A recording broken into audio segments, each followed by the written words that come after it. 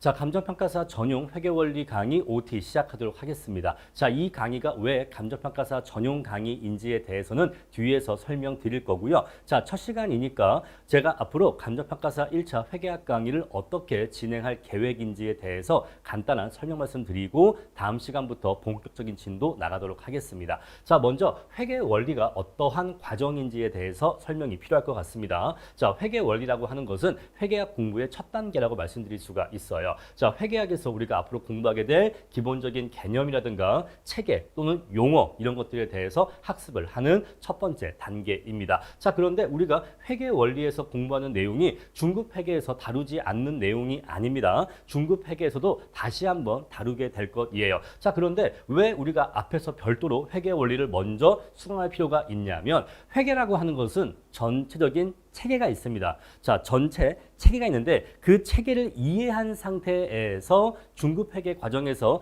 디테일한 내용에 들어가야지만 혼란스럽지 않게 내가 지금 어디를 공부하는 것인지를 올바르게 이해할 수가 있습니다. 전체를 모르는 상태에서 부분적인 내용, 자, 부분적인데 중급 회계에선 굉장히 디테일하게 들어가거든요. 그래서 전체를 모르는데 부분적으로 디테일한 내용을 공부하다 보면은 너무나 공부가 어렵게 느껴지고 그러면서도 전체 체계가 잡히지 않아요. 그래서 회계학에서는 일반적으로 회계 원리를 먼저 공부하고 그런 다음에 중급 회계, 즉 재무회계 기본 강의를 들어가게 되는데 우리 재무회계라고 얘기하지만 재무회계의 기본 강의는 원래 우리가 중급 회계라고 부릅니다. 자, 그래서 중급 회계에 앞서서 회계 원리를 공부하는 이유가 뭐냐? 회계 원리 과정을 통해서 우리가 앞으로 공부하게 될 회계학의 기본적인 개념, 체계, 용어 이런 것들의 기본적인 이해를 가진 상태에서 중급 회계의 세부적이고 디테일한 내용에 들어가야지만 여러분들이 더 수월하게 중급 회계 내용을 공부하실 수 있기 때문에 반드시 회계 원리를 먼저 공부하실 필요가 있습니다. 자, 그런데 사람에 따라서 그런 케이스가 있을 수 있어요. 나도 감정평가사 1차 합격했는데 난 회계 원리 안 듣고 바로 중급 회계 들어갔는데 난 바로 재무회계 기본 강의 들어갔는데 나는 그렇게 해서도 합격했는데 네, 그럴 수 있어요. 자, 왜냐하면 방금 제가 말씀드렸죠. 회계 원리 내용과 재무회계 기본 강의 내용은 서로 다른 내용이 아닙니다. 자, 우리 회계 원리에서 재무회계 기본 강의에서 공부할 내용들을 개략적으로 아주 간단하게 공부하는 게 회계 원리예요. 따라서 회계 원리 듣지 않아도 기본 강의 통해서 그 내용 공부할 수 있거든요. 그런데 그렇게 공부하는 것을 권장하지 않는다는 겁니다. 자, 회계 원리를 공부하는 게 괜히 쓸데없이 공부 시간만 늘어나는 거 아니야? 라는 생각을 하실 수가 있는데 저는 절대로 그렇지 않다라고 생각을 합니다. 만약에 회계 원리를 먼저 공부하는 것이 시간 비효율적이라면 우리가 회계학을 가장 정통파로 가르치는 회계사 시험이나 세무사 시험 시장에서 회계 원리라고 하는 과정이 존재할 수가 없겠죠. 그리고 모든 그 경영학과 대학교에서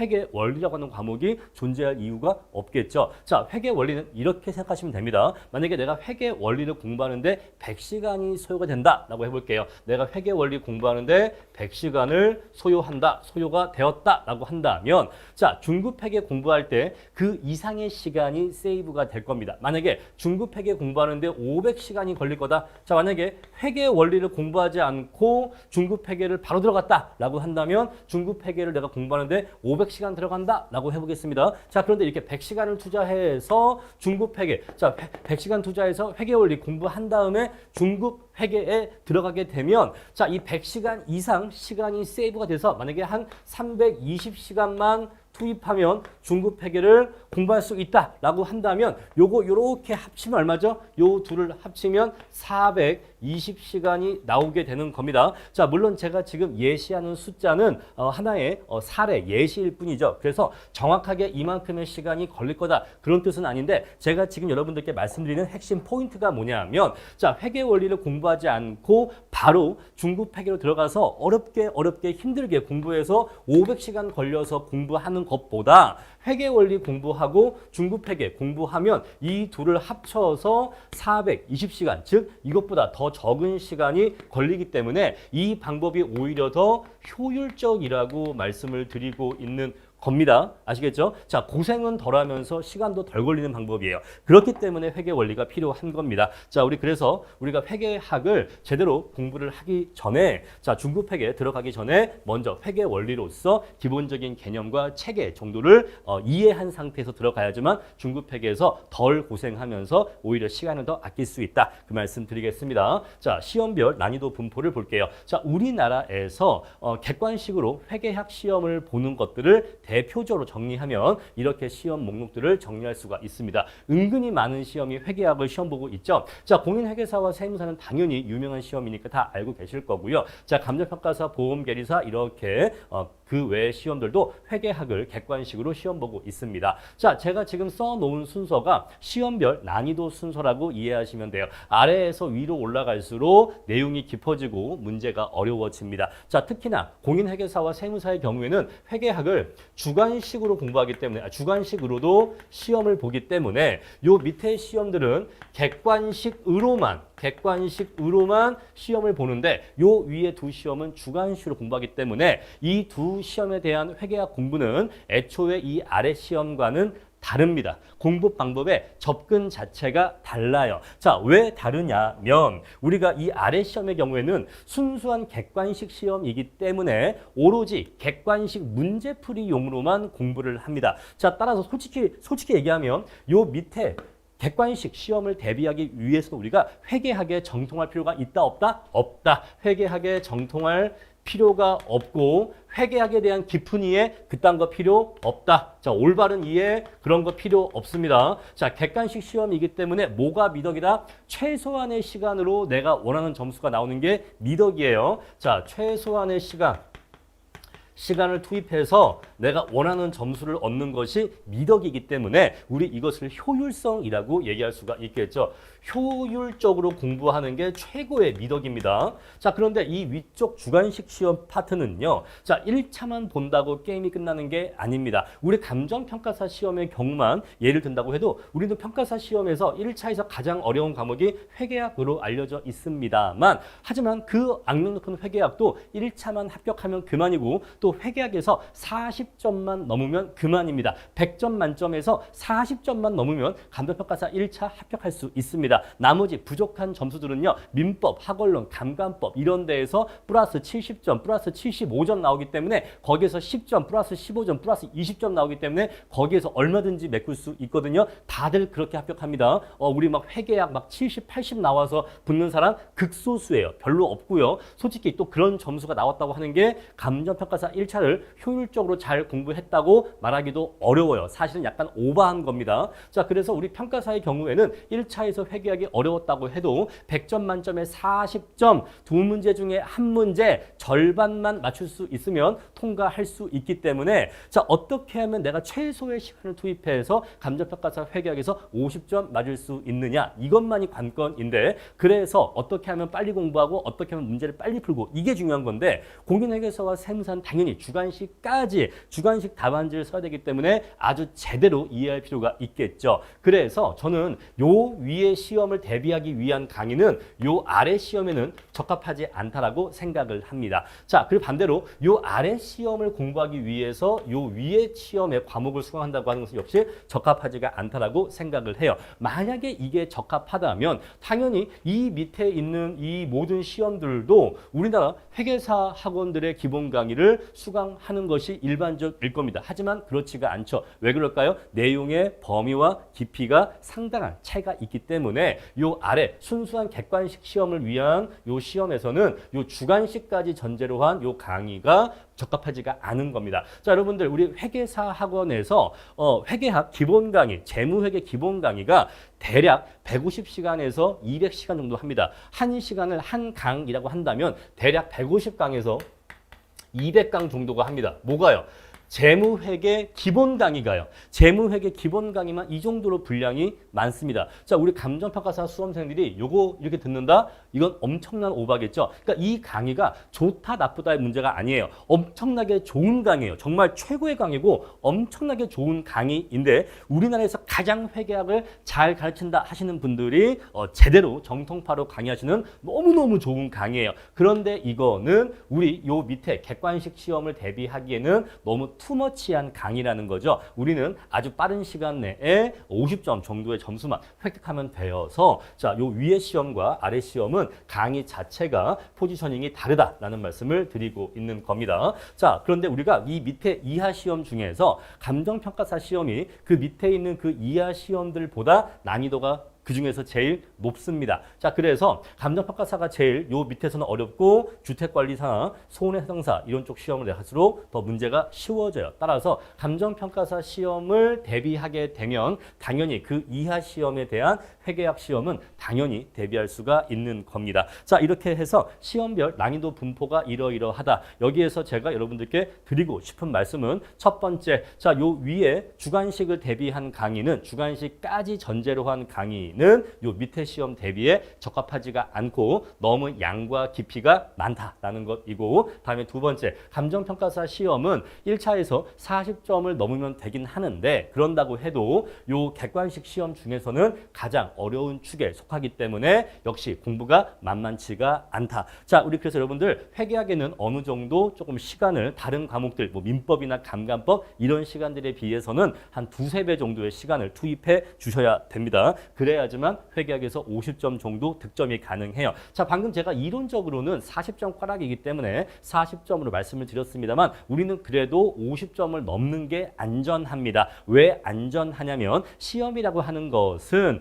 그 해에 유독 어렵게 나올 수가 있어요. 내가 그래서 40점에서 45점으로 간신히 맞춰놨는데 그 해의 문제가 두세 문제만 약간 더 어렵게 나와도 나는 40점 이하가 나오면서 꽈락이 나오겠죠. 그래서 이러한 대비까지 하려면은 50점에서 55점 정도는 이렇게 확보를 해 놓으시는 게 안전하게 1차 합격하실 수 있다라는 것입니다. 자, 여러분들이 감정평가사 1차 공부하실 때 1차에 떨어졌다라고 한다면 그 이유는 거의 한 10명 중에 7명이 회계학 꽈락이 될 것이라는 거 말씀드리겠습니다. 그만큼 회계학 꽈락이 가장 많다는 거 말씀드릴게요. 자, 그럼 이제 우리 이러한 회계학은 어떻게 공부를 하느냐? 자, 물론 회계사나 세무사 시장에서는 고급 회계라고 하는 것도 뭐 공부하고 뭐 세무회계 이런 것도 공부합니다만 우리 감정평가사 시험에 이제 한정해서 말씀을 드릴게요. 자, 우리 감정평가사 시험에서는 재무회계, 원가회계와 관리회계 이렇게 두 가지로 구분할 수가 있습니다. 원래 원가회계와 관리회계도 이렇게 각각 구분할 수는 있는데 우리는 그냥 일반적으로 원가 관리를 묶어서 그냥 원가관리회계라고 같이 묶어서 부릅니다. 자, 그랬을 때 재무회계 를 일반적으로 공부를 먼저 하는 게 일반적이에요. 그래서 회계 원리를 먼저 공부하고 그 다음에 중급회계, 그 다음에 문제풀이 하는데 자, 중급회계라고 하는 것은 재무회계의 기본 강의를 얘기합니다. 자, 그래서 회계 원리 공부하고 재무회계 기본 강의 공부하고 그 다음에 문제풀이 하는 게 일반적인 순서고 이렇게 재무회계 공부하고 난 다음에 원가 관리회계 들어가서 기본 강의 들어가고 문제풀이 강의 들어가는 것이 일반적인 순서입니다. 자, 그런 다음에 학원에 따라서 강사에 따라서 이 뒤에 뭐 핵심 요약 강의니 뭐 어떤 뭐 실전 대비 모의고사니 뭐 그런 강의들이 추가로도 있을 수는 있겠지만은 기본적으로는 요 강의가 기본 구성이 되고 요것만 수강해도 감정평가사 1차 합격에는 아무런 문제가 없습니다. 자, 근데 여기서 한 가지 설명드릴 게 있는데 자, 회계학 자체가 아예 처음이신 분들은 지금 재무회계가 뭔지 원가 관리회계가 뭔지 이것 자체가 지금 혼동스러우시기 때문에 이해가 혹시 안 되실 수가 있어서 조금 더 보충 말씀 드리고자 합니다. 자, 방금 제가 회계를 공부할 때 회계 원리부터 공부를 시작한다라고 말씀드렸는데 이 회계 원리라고 하는 것은 원칙적으로는 원가 관리 회계를 위해서 선행적으로 공부하는 게 아닙니다. 회계 원리는 기본적으로 중급 회계, 즉 재무 회계 기본 강의를 공부하기 위해서 선행적으로 공부하는 것이기 때문에 자, 회계 원리는 어디까지나 재무 회계 공부를 위한 거다라고 이해하시면 돼요. 자, 물론 교재에 따라서는 회계 원리 안에 원가 관리 회계의 그 기초 개념도 같이 담는 경우가 있는데 원가 관리 회계는 그럴 필요가 없다라는 것입니다. 원가 관리 회계는 별도의 앞에 기초 과정을 별도로 둘 이유가 없다. 왜냐하면 원가 관리 회계는 재무 회계와 달리 전체적인 개념 체계 이런 것들이 그렇게 중요하지 않아요. 거의 없거나 중요하지 않습니다. 그리고 내용 자체가 우리 평가사 시험에서는 쉬운 편이에요. 자, 이 원가 관리 회계가 회계사 시험에서는 굉장히 어렵다라고 하더라고요. 하지만 우리한테는 굉장히 쉽게 나오는 파트이기 때문에 원가 관리 회계는 앞에 기초 과정 없이 바로 기본 강의만 공부하시면 됩니다. 아시겠죠? 자, 그래서 회계 원리는 재무 회계를 공부하기 위한 거다. 자, 또 두 번째 어떤 거 말씀드리고 싶냐면, 자, 그러면 선생님 그러면은 회계를 공부할 때 반드시 원가보다 재무 회계를 먼저 공부해야 하나요? 아니요, 또 그렇지 않아요. 자, 재무 회계를 알고 있어야지만 원가 관리 회계를 공부할 수 있는 것도 아닙니다. 자, 물론 이 양자 사이에 연결고리가 전혀 없는 건 아닌데 거의 없어요. 중요하지 않습니다. 자, 그래서 재무회계적인 지식이 없다 하더라도 원가 관리 회계 공부하는데 어려움이 없어요. 자, 우리가 똑같이 회계라 부르고 있지만 요 회계와 요 회계는 완전히 다른 별개의 회계라는 것을 나중에 공부하시면 아시게 될 거예요. 자, 따라서 원가 관리 회계 먼저 공부하시고 그런 다음에 재무 회계를 공부하셔도 사실 가능한데, 하지만 일반적으로는 그렇게 하지 않습니다. 일반적으로는 재무 회계를 먼저 공부하고 원가 관리 회계를 나중에 공부합니다. 왜 얘를 먼저 공부하냐면 재무 회계가 회계학의 메인이기 때문에 그래요. 자, 우리 감정평가사 회계학 시험에서 회계학 문제가 총 40문제가 출제가 되는데 이 40문제 중에서 재무회계가 30문제가 출제가 되고 원가 관리 회계가 10문제가 출제가 됩니다. 따라서 재무회계가 전체 시험 분량의 4분의 3이라는 걸 알 수가 있죠.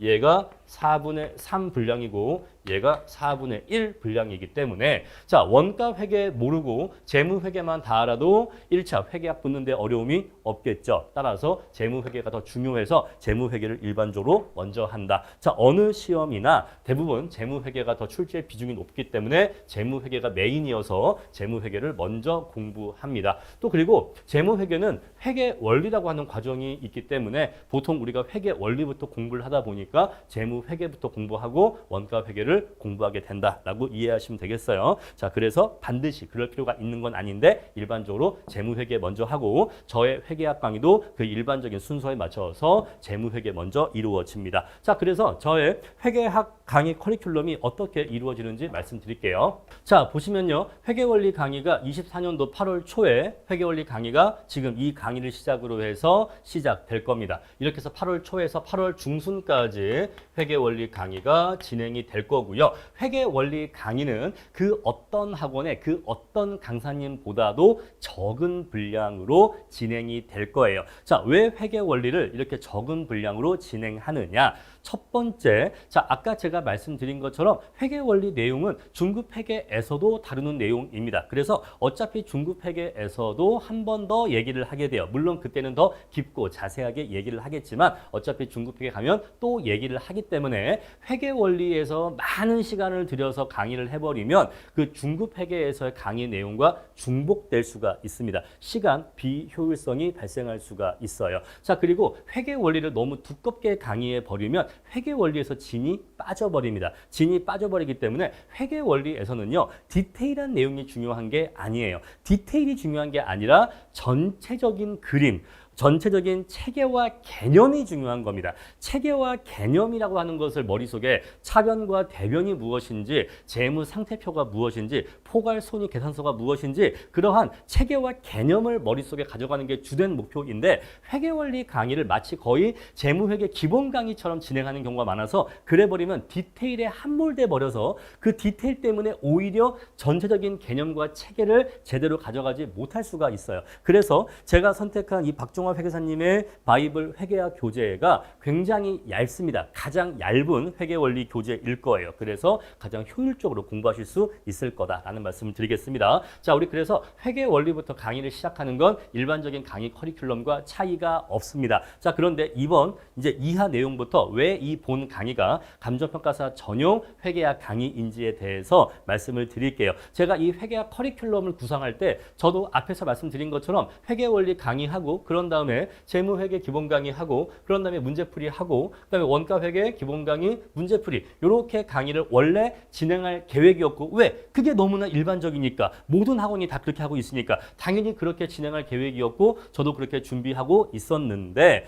제가 이제 요 회계원리 강의를 다시 지금 두 번째 찍는 겁니다. 사실은 뭐 아시는 분들은 아시겠지만 첫 번째 버전의 회계원리 강의 올렸다가 제가 이제 조금 잠깐 쉬면서 다시 강의 준비를 해서 다시 이제 두 번째 회계원리 강의를 올리는 건데, 자, 이때 제가 조금 몸이 안 좋아서 쉬는 동안에 이 좀 고민을 해봤어요. 어떻게 하면 감정평가사 수험생들한테 더 효율적인 강의를 할 수 있을까? 어떻게 하면 기존 감정평가사 1차 시험 대비 회계학 강의 시간의 절반, 2분의 1 정도의 인풋만으로 동일한 결과를 나오게 할 수 있을까? 그 고민을 해서 새로운 커리큘럼을 구상했습니다. 자, 이렇게 진행할 거예요. 자, 재무회계 1 강의를 진행하고 그 다음에 원가회계 1 강의를 진행할 건데, 자, 1 강의가 있으면 그 다음번에 2 강의도 있겠죠. 자, 1 강의와 2 강의가 어떻게 구분되는지 이것도 말씀드릴 거고, 먼저 1 강의가 어떻게 구성되어 있는지 말씀드릴게요. 자, 먼저 재무회계 1 강의는요, 50점을 목표로 한 강의입니다. 자, 그래서 재무회계 1 강의와 원가회계 1 강의를 여기까지 공부하시는 경우에는 감정평가사 1차 회계학에서 50점 나올 수 있다는 거예요. 아시겠죠? 자, 여기까지만 공부하셔도 50점 나올 수가 있고, 수험생들 태반이 회계학 50점이 나오기 버거운 상황임을 감안하면 여기까지만 공부해도 50점이 나온다고 하는 것은 사실 우리 감정평가사 수험생으로서는 목표 달성한 겁니다. 이거 목표 달성한 거예요. 그런데 여기까지 걸리는 시간이 시중에 기존에 존재하던 강의들보다 시간이 2분의 1밖에 걸리지 않을 거다라는 말씀 드릴게요. 자, 재무회계 1 강의와 원가회계 1 강의까지 공부하시는데 기존 강의들보다 시간은 절반밖에 걸리지 않을 거지만 이 절반의 시간만으로도 50점은 확보가 될 거다. 자, 이게 왜 가능한지 말씀을 드릴게요. 자, 우리가 회계학 강의가요, 첫 번째 어떠한 부분이 있냐면 계산 문제가 있어요. 이게 제일 중요하죠. 계산 문제. 두 번째 말 문제가 있습니다. 말 문제. 자, 이건 말 문제는요, 숫자 계산 없이 그냥 텍스트로만 물어보는 거예요. 이론적으로 맞는 거, 틀린 거 찾는 것을 우리가 말 문제라고 합니다. 다음에, 자, 우리 회계학 강의를 보면요, 이 회계학 강사님들이 분계라고 하는 것을 많이 하시는데, 분계가 뭐냐면 어떠한 회계적 거래를 차변과 대변에 기록하는 걸 분계라고 합니다. 나중에 이제 우리 이하 내용 들어가면 분계가 뭔지 아시게 될 거예요. 자, 여기에서 저는 재무회계 원과 원가회계 원 강의를 통해서 계산 문제만 챙기고 나머지 요 두 문제는 거의 버릴 겁니다. 요 두 개는 거의 버릴 거예요. 자, 이 두 개를 왜 버릴 수 있는지 또는 왜 버려야 하는지 말씀을 드릴게요. 첫 번째, 분계 버려야 됩니다. 분계를 왜 버려야 하냐면 분계 헷갈리고 어렵고 오래 걸립니다. 헷갈리고 어렵고 오래 걸려요. 우리 수험생이 가장 싫어하는 세 가지 덕목을 모두 다 갖추고 있죠. 정말 싫은 녀석인데, 자, 우리는 회계사가 될 게 아닌데, 우리는 세무사가 될 게 아닌데, 우리는 감정평가사가 될 건데, 그런데 우리는 사실 분계가 필요 없는데 이 분계 때문에 강의에서도 엄청난 시간이 들어가고, 또 분계를 이해하기 위해서 수험생들도 꽤 많은 시간을 들여서 이 분계를 이해해야 됩니다. 그런데 자, 아까 제가 말씀드린 것처럼 감정평가사 1차 회계학은 주관식이에요, 객관식이에요?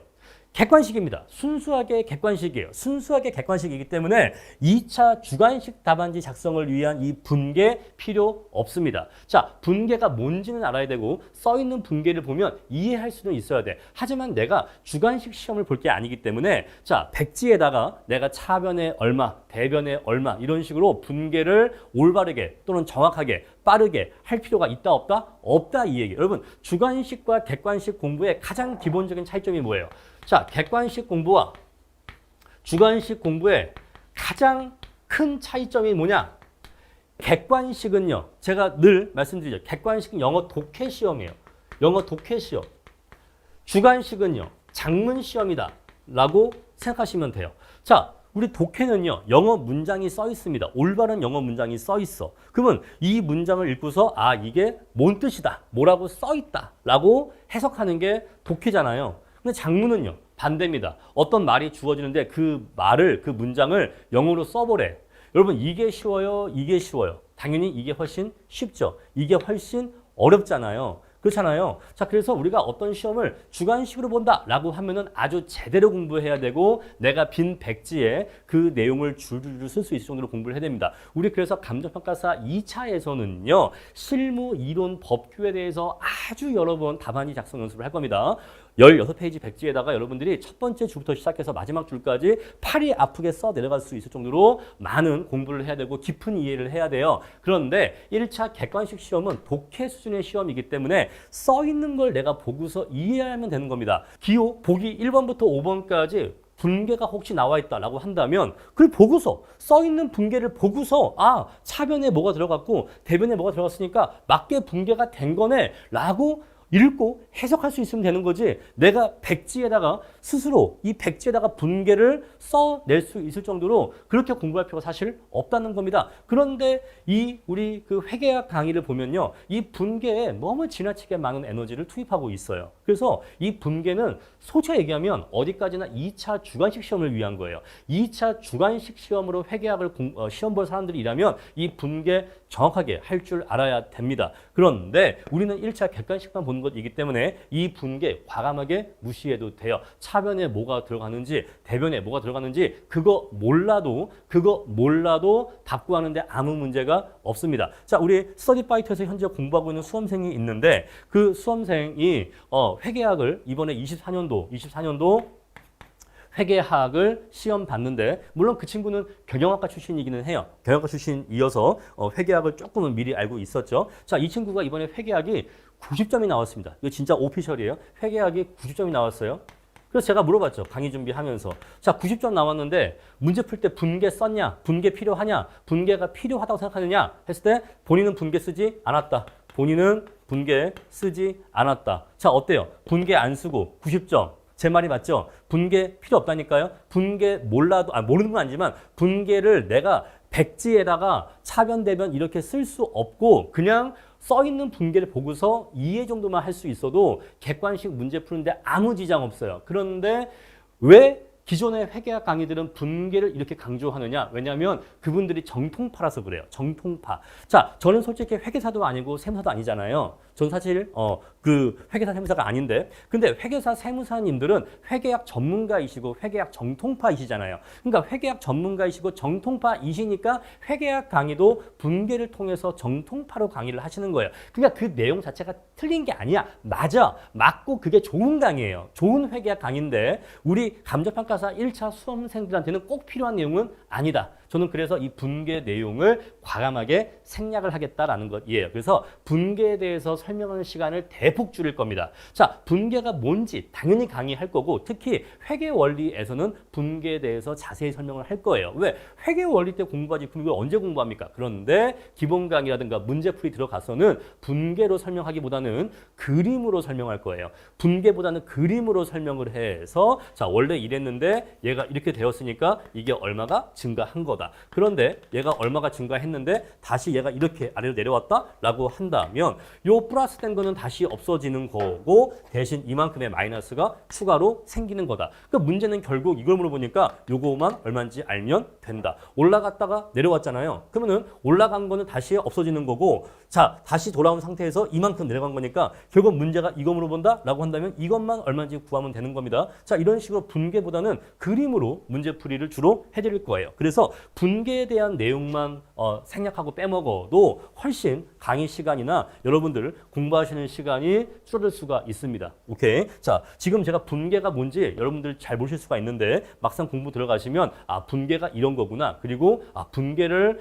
많이 제껴두고 공부하니까 굉장히 시간이 아껴지고 공부가 쉬워지는구나 라는 것을 아실 수 있을 거예요. 그래서 분계로 공부하는 것, 회계학을 분계로 공부하는 거는 정통파 공부 스타일인데 우리는 정통파를 원하는 게 아니다라는 거. 우리는 아주 간단하게 우리는 간략한 강의를 원하기 때문에 분계를 생략할 거예요. 이것만 갖고도 시간 많이 세이브할 수 있습니다. 다음에 말문제인데 말문제는요. 전체 40문제 중에서 10문제 정도가 말문제입니다. 자, 그런데 그러면은 40문제 중에서 10문제니까 꽤 비중이 크잖아요. 꽤 비중이 크기 때문에 말문제도 충분히 대비해야 되는 거 아니에요? 네, 맞아요. 자, 버릴 수 없습니다. 말문제 가져가야 돼요. 그런데 자, 동시에 이것이 무엇을 의미하냐면 40문제 중에서 30문제가 뭐라는 거죠? 40문제 중에서 30문제는 계산 문제라는 거예요. 40문제 중에 10문제가 말문제라는 얘기는 40문제 중에 30문제가 계산 문제라는 걸 얘기하는 겁니다. 그렇죠? 자, 근데 우리는 몇 점을 원하죠? 50점을 원합니다. 우리는 50점 원해요. 그죠? 그러면 자 40문제 중에서 30문제만 잘 맞추면 50점 득점 가능합니까? 네, 득점 가능합니다. 50점이라고 하는 거는요. 40문제 중에서 20문제를 맞추면 득점을 하는 게 바로 50점이에요. 그죠? 그러면 네, 계산 문제만 40문제 중에 30문제야. 그럼 이 중에서 10문제 틀리고 나머지 20문제 맞추면 여기서 10문제 포기하고 자 여기서 10문제 틀리고 20문제만 맞추면 40문제 중에서 계산 문제만 갖고도 50점 득점 가능합니까? 네, 득점 가능합니다. 아시겠죠? 바로 이게 핵심 포인트인 거예요. 계산 문제만 갖고도 이 중에서 10문제 틀려도 절반 득점이 가능하다는 겁니다. 그렇죠? 그래서 일단 우리는 공부의 우선순위가 말 문제에 있어야 돼요? 계산 문제에 있어야 돼요?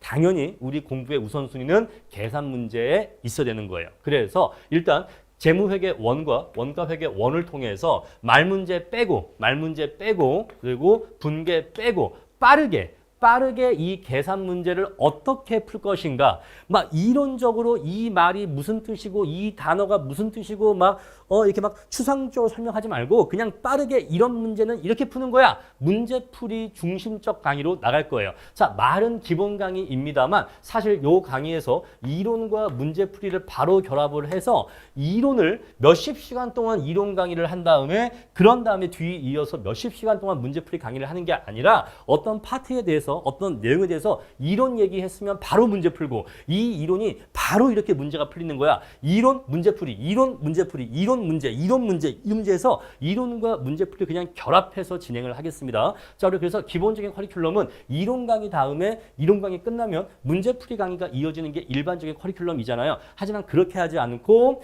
이론 강의와 문제풀이 강의를 결합해서 어떤 이론 배우자마자 이 이론이 문제에서 이렇게 나오니까 문제에선 이렇게 풀어 이렇게 강의를 진행하겠습니다. 자, 우리 그래서 재무회계는 이론적인 거는 간략하게 나갈 것이기 때문에 오로지 문제풀이를 위한 문풀을 위한 수준으로만 나갈 것이기 때문에 스피드 성격의 강의라고 말씀을 드렸어요. 이론은 아주 간단하게 문제풀이를 위한 이론만 체크하면서 넘어갈 겁니다. 자, 이거는 이렇게 구하는 거야 라고 하면서 간단히 넘어가고 자, 이론 들어가고 바로 문제풀이 들어갈 건데 문제풀이를 많이 할 거예요. 자, 제 회계학 강의의 특징은 문제풀이를 많이 할 겁니다. 여러분, 객관식 시험 공부를 잘하는 방법은 문제를 많이 푸는 거예요. 경제학과 회계학 같은 과목들은요, 문제풀이를 많이 해야 실력이 늡니다. 자, 그래서 문제를 많이 풀어드릴 거고 박종환 회계사님 교재에 있지 않은 문제도 추가적으로 제가 프린트를 더 드려서 더 많은 문제를 풀어보게 해드릴 거라서 여러분들은 많은 문제를 풀다 보면은 자연스럽게 실전형 고수가 되도록 하겠습니다. 자, 우리가 체육관에서 운동을 하거나 어떤 무예관에서 운동을 수년 동안 한 다음에 싸움을 하면 싸움을 잘하겠죠. 물론 그렇게 하는 게 물론 정통파겠죠. 그게 정통파겠지만 마치 요 강의의 커리큘럼은 이렇게 이해하시면 돼요. 그냥 길거리에서 수많은 싸움들을 하다 보니까 자연스럽게 싸움의 고수가 된다. 이렇게 생각을 하시면 되겠습니다. 자, 그래서 계산 문제 위주로 빠르게 공부를 해서 최단시간 내에 보통 일반적인 수험 커리큘럼의 절반 정도의 시간만 투입해도 50점을 계산 문제에서 득점할 수 있게 하겠습니다. 선생님, 그러면 말 문제는 버릴 건가요? 버리지 않는다 말씀드렸죠. 자, 10문제나 되기 때문에 버리지 않습니다. 게다가 말 문제, 그렇게 어려운 문제도 아니에요. 그런데 말 문제는요, 제가 뒤에 재무회계 2와 원가회계 2 강의로 뒤로 몰았습니다. 뒤로 몰았어요. 이렇게 뒤로 몰았습니다. 왜 말 문제를 뒤로 몰았냐? 자, 말 문제는요, 암기 성격이 강합니다. 말 문제는 암기의 성격이 강해요. 자, 우리 회계학 교과서를 펼쳐보면요, 회계 원리 교재는 그렇지 않은데 이제 우리가 중급회계, 이제 재무회계 기본 강의 들어가게 되면은 교과서에 적혀있는 텍스트가 굉장히 이해하기가 어려워요. 왜냐하면 이게 외국의 회계 기준을 한국말로 번역한 것이다 보니까 그 표현이 어색하고 좀 자연스럽게 우리가 쓰는 일상생활과는 많이 다르기 때문에 문장의 뜻을 이해하기가 어렵습니다. 그래서 우리가 이 말 문제를 어떤 이해하면서 푼다기보다는 이 시험 막판에 이런 문장에서는 요 표현이 시험에 속임수로 잘 나온다. 이런 식으로 포인트를 찍어서 암기 형식으로 공부를 할 거예요. 그렇게 공부하는 게 제일 편합니다. 자, 그래서 이 말 문제는 암기 성격이 강하기 때문에 우리가 일단 계산 문제 풀이를 할 줄 아는 상태에서 시험에 임박해서 암기 성격으로 말 문제를 대비해 드릴 거다라는 것이고, 이때에는 그 문장의 어떤 진정한 의미, 뭐 깊은 속뜻,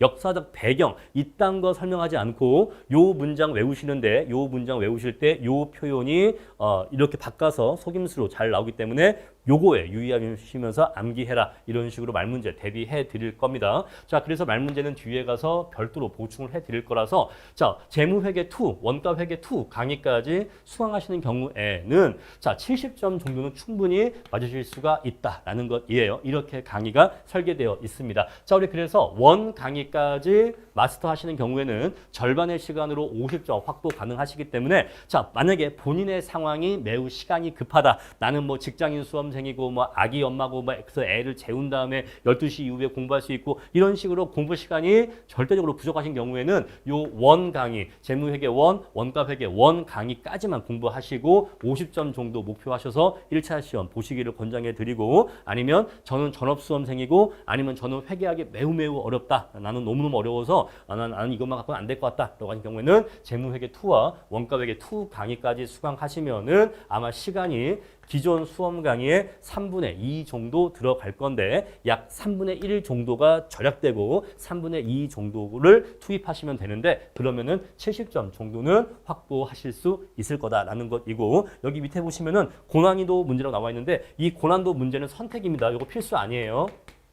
요거 선택입니다. 제가 경제학의 경우에도 고난도 100선, 고난도 100선인가? 라고 해서 조금 더 어려운 수준의 문제, 100문제 따로 마지막 강의에 넣어드린 거 있는데, 역시 그것도 선택이죠. 필수 아니죠. 필요하신 분만 수강하시면 되는데, 이 고난도 문제는요, 세무사라든가 공인회계사 1차 시험 문제 중에서 우리가 풀어볼 만한 문제들, 그런 것들 추려서 몇 문제 더 보충을 해 드릴 겁니다. 그래서 조금 더 우리가 1차 시험이라고 하는 게 난이도가 갑자기 확 올라갈 수도 있잖아요. 또 최근같이 응시자가 늘어난 상황에서는 1차 시험이 더 어려워지기가 쉬운데, 혹시 그러한 상황까지 대비하기 위해서는 고난도 문제도 다소 대비할 필요가 있다라고 생각을 해요. 하지만 이건 어디까지나 선택이고, 요거는 회계학을 60점 이상 충분히 넘고자 하시는 분들 대상이기 때문에 요거는 선택이고 절대 필수가 아니다라는 말씀 드리겠습니다. 자, 이렇게 해서 제 강의 커리큘럼의 특징이 뭐냐라고 말씀드린다면, 재무회계 강의를 완전히 끝내고 그 다음에 원가 회계를 진행하는 게 아니라는 점, 재무원가 이렇게 나간다는 점. 자, 그리고 강의가 1강의와 2강의로 구분되어 있는데 1강의만 수강하고도 50점 득점은 가능하다는 점. 그리고 1강의 안에서 문제풀이가 같이 이루어지기 때문에 이론 강의와 문제풀이 강의가 별도로 구분되어서 진행되는 게 아니라 이 1강의 내에서 이론 강의와 문제풀이가 같이 결합돼서 진행된다는 점. 저는 그래서 제 회계학 강의를 이름을 붙인다면 문제 중심적 강의라고 말씀드릴 수 있을 것 같아요. 문제풀이 중심으로 강의를 진행할 겁니다. 그러니까 추상적인 이론을 한바닥 설명하고 이거 예제 조금 풀어보는 게 아니라, 자, 이만한 문제, 이렇게 많은 문제를 풀기 위해서 이론 간단히 공부해서 요 간단히 공부한 이론으로 이렇게 많은 문제를 풀어볼 거예요. 그렇게 해서 완전 실전형으로 숙달을 시켜 드릴 겁니다. 이렇게만 해도 50점 나올 거고, 하지만 조금 더 추가적인 보충을 원하시는 분들은 2 강의까지 수강하시면 되고, 그런 경우에는 70점 또는 그 이상 점수 확보가 가능하다라는 거 말씀드리겠습니다. 자, 우리 개설 시기는요. 자, 회계원리 강의가 8월 초에서 중순 사이에 시작을 해서 약 일주일 이내에 끝날 겁니다. 일주일 정도에 끝날 거고요. 8월 초에 끝날 거고요. 그런 다음에 바로 이어서 재무회계 강의가 진행될 건데 8월 중순에서 10월 말 해서 약 2.5개월 예상하고 있는데 제가 이 예상을 조금 일부러 여유 있게 잡았습니다. 이걸 왜 제가 약간 여유 있게 잡았냐면, 제가 그동안 강의를 진행하면서 이 예정된 일정을 지키지 못하는 경우가 많았어요. 다시 한번 진심으로 사과드립니다. 자, 그래서 제가 너무 강의 일정을 중간에 어떤 돌발 변수가 없다, 뭐 애가 아픈 일이 없다, 그런 너무 그런 돌발 변수를 고려하지 않고 타이트하게 일정을 짜다 보니까 실제로는 그 일정을 지키지 못한 경우가 많아서 이번엔 조금 여유 있게 짰습니다. 그래서 요 날짜는 아무리 늦어도 저 날짜는 절대로 넘어가지 않을 거다라는 말씀 드릴게요. 자, 이렇게 해서 2.5개월 충분히 여유 있게 잡았는데 만약에 이게 2.5개월이 아니라 2개월 만에 끝났다라고 한다면 바로 원가 회계 들어갈 겁니다. 그래서 실제 진행은 이것보다 좀 더 빠르게 진행될 수 있다는 점 말씀드리겠습니다. 다음에 이제 원가 회계는 재무회계 이후에 11월에서 12월 달로 예정하고 있어서 올해 연말까지는 재무회계와 원가 회계 원 강의를 다 마무리 지을 거다라는 것이고요. 다음에 두 번째 재무회계 2는 내년도 1월 달, 원가 회계 2는 내년도 2월 달 이렇게 예정하고 있어서 우리가 4월 초에 시험이 있기 때문에 사실상 3월 달 한 달 동안 충분히 더 전체 정리하실 수 있고 다른 과목 공부도 하실 수 있을 겁니다. 자, 커리큘럼이 이렇게 이루어져 있다는 거 말씀드렸습니다. 자, 제가 지금까지 여러분들께 설명을 드리면서 제 회계학 강의는 기존 수험 강의보다 시간을 절반 정도만 투입해도 50점을 받을 수 있다라고 말씀드렸는데 어떻게 그게 가능한지 제가 텍스트로 좀 정리를 했습니다. 자, 첫 번째, 1차 공부의 최고의 미덕은 시간 세이브다. 우리 1차 공부에서는요, 높은 점수를 맞는 게 미덕이 아니라 최소한의 시간으로 합격 점수를 넘는 게 최고의 미덕입니다. 그래서 저는 자, 높은 점수 맞는 것보다는 어떻게 하면 시간을 아낄 수 있을까? 그걸 위해서 말 문제도 뒤로 뺐고 그리고 특히 회계의 분계 처리를 많이 생략하고 강의를 진행할 것이다 라고 말씀을 드렸죠. 자, 그래서 기존 간평사 수험 강의의 2분의 1 시간 절반으로 줄여서 강의를 진행할 겁니다. 자, 강의가 짧아야지만 여러분들이 수강하실 수 있는 여러분들의 시간을 아껴드리는 강의여야지만 여러분들이 수강하는 의미가 있는 거지 장황하고 길게 강의를 하면은 여러분들의 시간을 아껴드리지 못하겠죠. 그래서 재무회계 원가, 원가회계 원 그 강의까지만 수강하셔도 50점 나올 수 있다는 거 말씀드리겠습니다. 자, 분계에 대한 설명을 최대한 생략을 해서 여러분들의 머리를 덜 아프게 하면서 시험 공부는 효율적으로 하실 수 있도록 말씀드릴 거고 자, 재무회계 뒷부분 3분의 1은 생략을 할 겁니다. 자, 원가회계는 전체 다 할 겁니다. 오해하시면 안 돼요. 그리고 설명 잘 들으셔야 됩니다. 자, 재무회계가 있는데 재무회계 전체 범위가 있어요. 전체 범위 중에서 이 뒷부분 3분의 1은 버릴 겁니다. 3분의 1 안 할 거고 또 원가회계는요. 원가회계는 전 부분 100% 다 할 겁니다. 아시겠죠? 원가는 다 할 거예요. 하지만 재무회계는 뒷부분 3분의 1을 생략할 겁니다. 강의 자체를 아예 25년도 1차 대비로는 아예 하지 않을 겁니다. 아시겠죠? 25년도 1차 대비로는 이 뒷부분 3분의 1에 대해서 아예 강의를 하지 않을 건데 제가 이 말씀을 드리면 굉장히 불안해 하시더라고. 굉장히 불안해 하시는데 그러실 필요가 없습니다. 자, 왜냐하면 뒷부분 3분의 1을 버려도 왜 1차 회계학 합격하는데 아무런 문제가 없는지 제대로 말씀드릴게요. 자, 재무회계가 전체가 30문제라고 했고 원가회계가 10문제라고 했습니다. 그죠? 재무회계 30문제, 원가회계 10문제, 요거 합쳐서 전체 40문제가 나온다라고 말씀드렸고 자, 우리가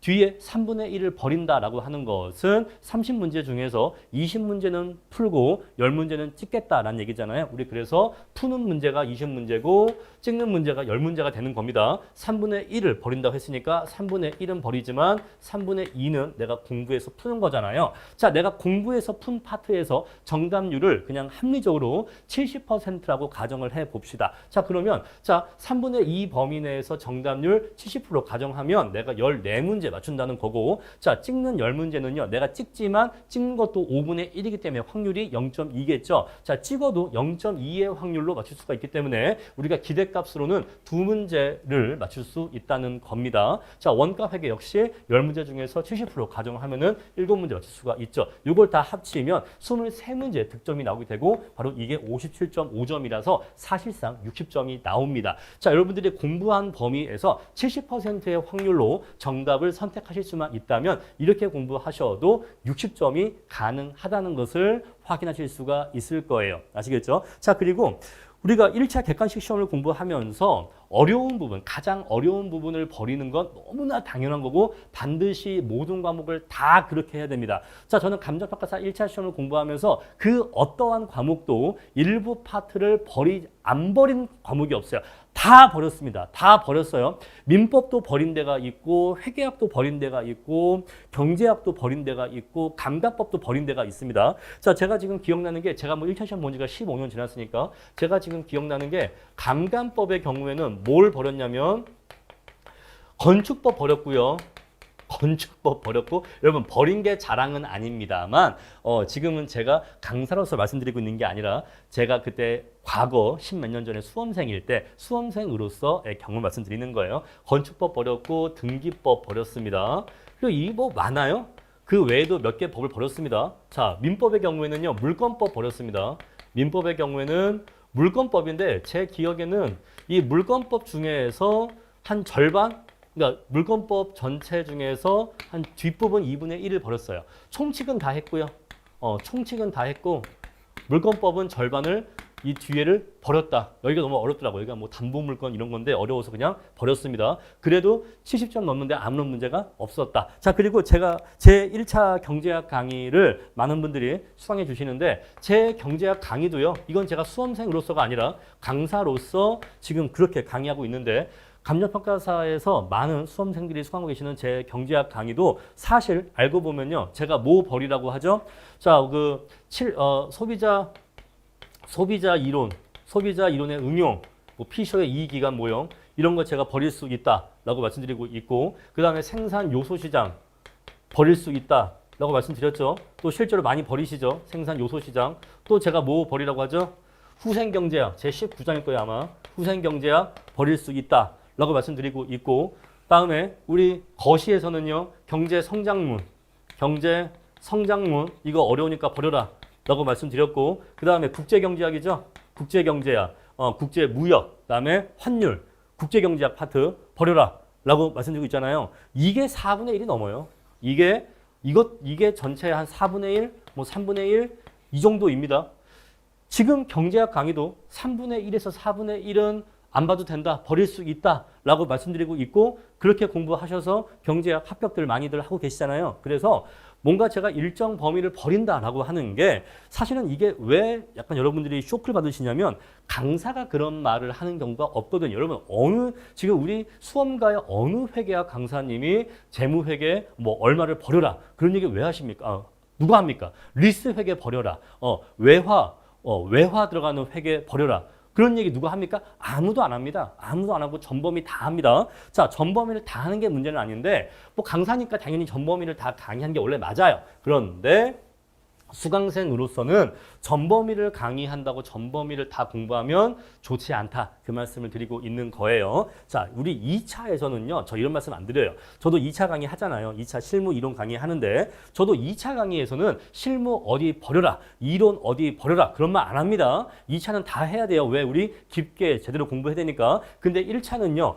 허들이잖아요. 허들. 1차는 허들입니다. 여러분 허들이 뭐예요? 우리가 달리기 경주에서 허들 달리기가 있는데 허들은 이렇게 허들이 세워져 있잖아요. 그러면 이 허들을 넘을 때 이렇게 넘는 게 좋을까요? 아니면 풀쩍 이렇게 넘는 게 좋을까요? 1번이 좋을까요? 2번이 좋을까요? 당연히 상식이죠. 당연히 1번이 좋은 겁니다. 당연히 1번이 좋은 거예요. 허들 달리기의 게임의 룰이 뭐예요? 누가 이 허들을 얼마나 높이 뛰어 넘을 수 있느냐? 그거 재는 거예요? 그거 시합하는 거예요? 아니잖아요. 허들을 얼마나 빠르게 넘어서 목적지까지 빨리 도착하느냐. 그게 허들 달리기의 게임의 룰이잖아요. 자, 1차는 이거예요. 1차는 이거라고요. 2차는 이거라면 1차는 이겁니다. 누가 허들을 빨리 넘어가느냐. 요 게임인데 허들을 빨리 넘으려면 절대로 허들을 높이 넘어서는 안 됩니다. 이렇게 높이 풀쩍 넘으면 안전해요. 이렇게 넘으면 안전합니다. 하지만 이렇게 넘으면 시간이 오래 걸려요. 시간이 오래 걸립니다. 그런데 이렇게 넘으면요. 이렇게 넘으면은 자, 안전하지 않습니다. 좀 위험할 수 있어요. 조금 위험합니다. 왜냐면 선수들 보면요. 넘을 때마다 이 바지 옷깃이 이 허들에 살짝씩 걸려요. 이게 스치면서 넘어갑니다. 그러다 보니까 허들을 넘어뜨리는 경우도 있어. 그래서 그런 경우도 있습니다. 하지만 대신 이게 시간은 빠릅니다. 그래서 우리가 허들 달리기 시합에서 빨리 들어와서 우승하기 위해서는 우리는 2번처럼 뛰면 안 되고 반드시 1번처럼 뛰어야 됩니다. 1차 시험은요. 요 높이가 60점이에요. 요 높이가 60점입니다. 요 60점이라는 요 높이만 넘으면 돼요. 그래서 60점이든 61점이든 65점이든 아니면 70점이든 다 허들을 넘은 겁니다. 근데 허들을 넘었다라고 한다면 뭐가 제일 중요한 거죠? 얼마나 빨리 넘어왔느냐. 그게 중요한 거예요. 우리는 요거를 추구합니다. 요거를 추구하지만 요게 너무 그 여유분이 없다 보니까 약간 위험하니까 한 65점 정도 대비를 하는 거예요. 우리는 그래서 사실은 한 이 정도 수준에서 넘도록 1차 시험을 준비하는 겁니다. 아시겠죠? 그래서 실제 1차 시험은 60점에서 65점 정도 사이가 나와서 통과를 하는 게 가장 괜찮게 넘었다. 너무 위험하지도 않으면서 적당하게 오버하지 않으면서 허들을 넘었다라고 얘기할 수가 있는 겁니다. 자, 이러한 전략으로 우리 회계 뒤에 3분의 1 버릴 거다라는 말씀 드릴 수 있는데, 자, 이런 말씀을 드릴 수 있는 이유는 제가 오히려 회계사 세무사가 아니기 때문에 이런 말씀 드릴 수가 있는 거예요. 아시겠죠? 자, 과감하게 버려라. 저는 강사의 입장이 아니라 수험생의 입장에서 여러분들이 1차 시험 빨리 합격해서 그 시간 최대한 세이브해서 그 아껴지는 시간으로 2차에 더 투입하셔야지 우리 1차에서 이렇게 발목 잡히면 안 된다라는 거 말씀드리는 겁니다. 저는 시험 전체적인 구도로 말씀드리고 있는 거예요. 자, 그리고 회계학이요. 2차 실무를 공부할 때 연계되는 부분이 있습니다. 그래서 강의를 할 때 실무에서 나오는 부분들은 말씀을 드릴 거예요. 여러분들이 지금 공부하시는 요 내용은 나중에 2차 실무에서 기업가치 평가나 영업권 평가할 때 나온다라고 하면서 좀 중요성을 인식시켜 드릴 겁니다. 자, 보시면은 지금 이게 회계학 시험 문제가 아니에요. 요거 지금 여러분들이 앞으로 푸실 2차 실무 문제입니다. 우리 2차 실무 문제인데 내용 보시면 어때요? 거의 회계학 시험 문제 같죠? 자, 이처럼 우리가 회계학 지식이 2차에서도 쓰입니다. 그래서 여러분들이 회계학 공부하실 때도 2차에서도 써먹는 지식들은 조금 더 유념해서 조금 더 깊이 있게 공부를 하실 필요가 있는 거예요. 아시겠죠? 다음에 이런 문제, 이거 보셔도 역시 마찬가지로 주식평가 문제인데 회계학 지식이 있어야지만 풀 수가 있습니다. 이건 사실 감정평가 실무 문제가 아니라 그냥 회계학 문제이다라고 생각을 하셔도 무방합니다. 자, 그래서 이러한 내용들은 강의하다가 중간중간에 요 내용은 나중에 2차 실무에서도 써먹으니까 요건 조금 더 제대로 이해를 해라 라고 말씀을 드릴 거예요. 자, 앞으로 제 회계원리 강의는요. 박종화 바이블 회계원리 2판 요 교재입니다. 요 교재로 진행을 할 거고 이 교재에 대한 판매 링크는 제가 네이버 카페 게시판에 교재 목록 링크 다 올려놨고요. 상원 서적 들어가셔서 박종화 바이블 회계학 치셔도 요 교재가 검색이 되실 겁니다. 자, 이 박종화 회계사님 교재에 대해서는 제가 정식으로 원고 교재 사용 허락을 받아서 진행하는 것이라는 점 말씀을 드리겠습니다. 자, 그리고 요 교재가 또 좋아요. 좋은 교재입니다. 원고 내용이 좋아요. 그래서 불필요한 내용 없고 또 제일 쉽게 설명이 잘 되어 있습니다. 그래서 좋은 교재니까 이 교재로 진행을 한다는 점. 자, 그리고 회계학은요. 경제학과 비슷하게 내용이 거의 바뀌지 않습니다. 거의 바뀌지 않고 혹시 일부가 약간 바뀐다고 해도 역시 그 내용은 우리 1차 수험과는 큰 상관이 없어요. 그래서 회계학 교재는 매년 반복해서 찍는 강의가 아니라는 점. 여러분들 우리 고등학교 때 했던 수학 강의가 5년 지난다고 해서 수학의 공식이나 내용이 바뀌는 거 아니잖아요. 똑같습니다. 10년 지난 똑같아요. 그래서 회계학은 사실상 바뀌지 않는다. 우리 경제학 강의처럼 사실상 바뀌지 않는 내용이기 때문에 매년 찍는 강의가 아니라 한번 찍을 때 보통 일반적인 강의의 2~3배 에너지를 투입해서 한 번에 잘 찍어놓고 그걸로 2~3년 이상 사용할 겁니다. 자, 가장 적은 분량으로 가장 가볍게 강의할 것이라는 거 말씀드렸고 이 회계원리 과정은 여러분들이 앞으로 공부하시게 될 회계학에서 사용할 용어와 개념 체계와 친숙해지는 과정이라고 생각을 하시면 되겠습니다. 자, 이렇게 해서 회계원리 강의가 앞으로 어떻게 진행될 것인지 간단한 OT 말씀드렸고 다음 시간부터 본격적으로 진도 나가도록 하겠습니다.